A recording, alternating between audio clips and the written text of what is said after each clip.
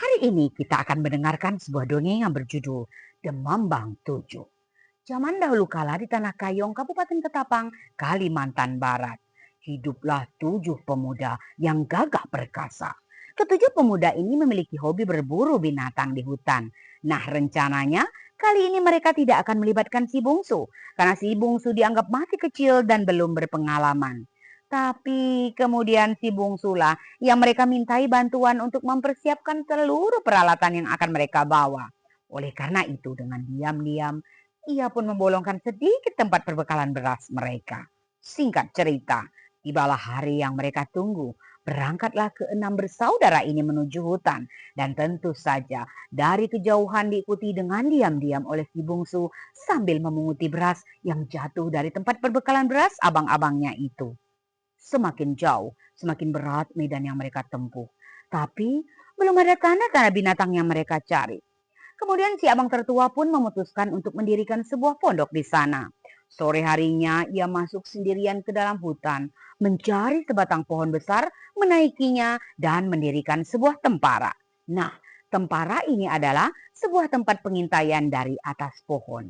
Dan tiba-tiba muncullah sebuah sosok yang sangat menyeramkan. Sosok itu bernama hantu lemang luyut. Ia mendengus-dengus karena mencium bau manusia.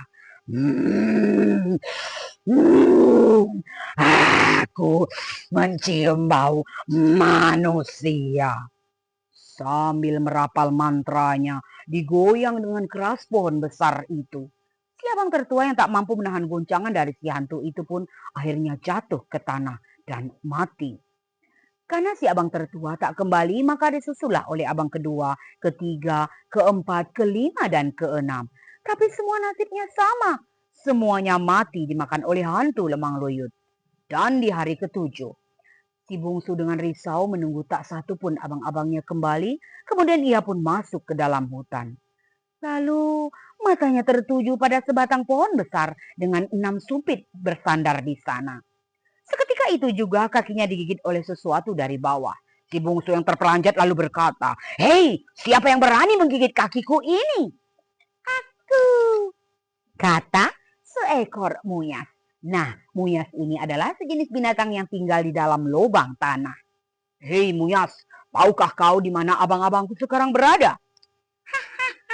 "Bungsu, bungsu, abang-abangmu sudah mati. Mereka dimakan oleh hantu lemang luyut namanya. Ia begitu kuat. Tapi aku tahu cara mengalahkannya. Aku tahu kelemahannya." Kemudian si Muyas pun membawa bungsu menuju tempat si hantu lemang luyut berada. Sore hari tiba, malam pun datang. Keluarlah si hantu yang tampak kepanasan. Dengan tergesa-gesa ia berusaha membuka bajunya yang berjumlah 7 lapis. Itu adalah baju kebalnya. Si bungsu yang bersiap dari kejauhan dengan sumpitnya, kemudian anak sumpit itu pun melesat di dada si hantu. Si hantu yang merasa ada sesuatu menempel di dadanya berusaha untuk menepisnya. Tapi terlambat sudah. Racun itu mulai bekerja. Si hantu mulai tampak semboyongan dan akhirnya mati terkapar di tempat itu.